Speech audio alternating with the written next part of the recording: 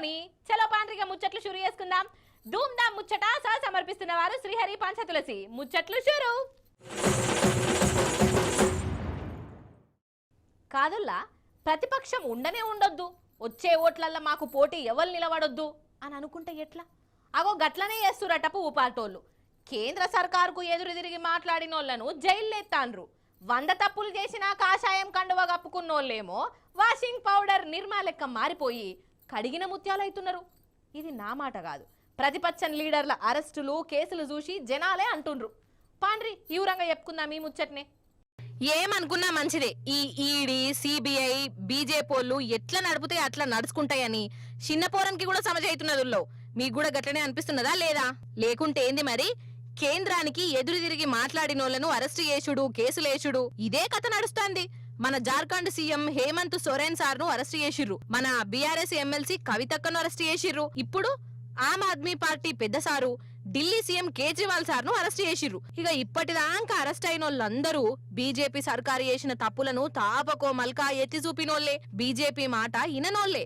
అందుకే మాట ఇనకుంటే బీజేపీలు జైల్లేస్తారు అని జనానికి అనుమానం వచ్చేది కూడా గందుకే. అంతెందుకొల్లా పేర్లెందుకు గాని మొన్నటిదాకా ఎంతో మంది మీద కేసులైనాయి. దొంగదందాలు చేస్తున్నారని వాళ్ళ ఇండ్లల్లా ఈడీ సిబిఐ ఐటీ దాడులైనాయి. అదేందో కేసులైనోళ్లు బీజేపీల షరీకై కమలం కండువ గప్పుకోంగనే ఆ కేసులు మాయమైనాయి. వాళ్ళేమో నిర్మా సర్పుతోని రుద్దుకున్న ముత్యాలు లెక్క మారిపోయిర్రు. గింత అద్మానం ఉంటా అదొల్లయ్యడనన్నా రాజకీయం గింత ఘోరంగా ఉంటదా? అసలే ఎలక్షన్లు దగ్గర పడుతున్నాయి అంటే ఈ ఎలక్షన్ల ముందు గట్టిగా మాట్లాడేటోళ్లు ఉండొద్దనే కదా ఈ కుట్రేషం. అరే ఇదెక్కడి తరీకా, ఇదెక్కడి సిద్ధాంతం అని అనుకుంటా శాపాలు పెడుతున్నారు లో జనాలు. జగిత్యాల దిక్కు పోదాం పాండ్రి. ఆడ ఒక పెద్దవ్వ బాగా రంది పెట్టుకున్నది. ఇంటి ముంగట కూర్చొని ఆలోచనల పడ్డది. మస్తులో బాధపడుతాంది.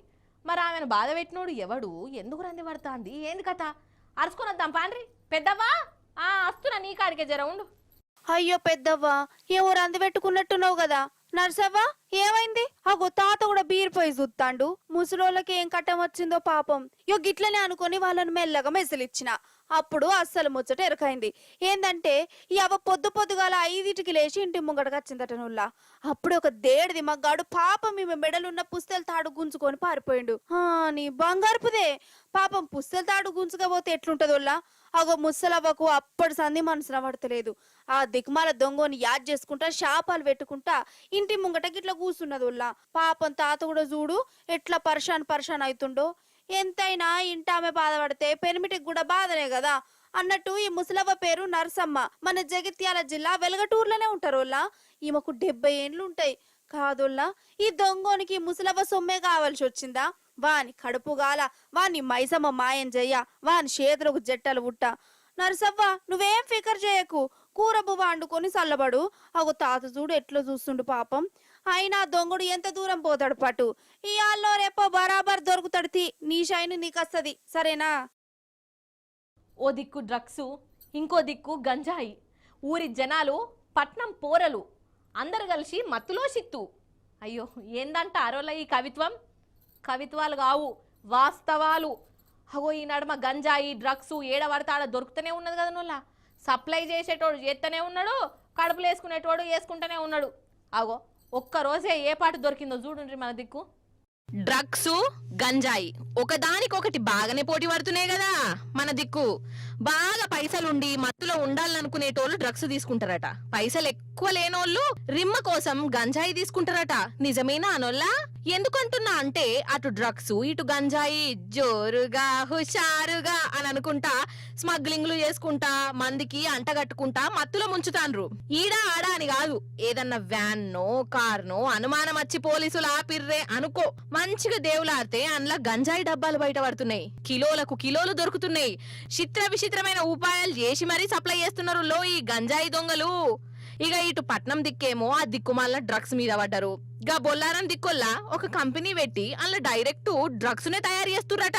ఇప్పటికి 90 కిలోల మత్తు మందు దొరికింది. మన దిక్కిట్లున్నదా? అగో అటు ఆంధ్ర దిక్కైతే ఆగమాగమాడివాడేవి 1000 కిలోల డ్రగ్స్ వేరే దేశాల నుంచి వస్తున్నదోల్లో. బ్రెజిల్ దేశం నుంచి విశాఖపట్నం పోర్టుకు సప్లై చేసిర్రు.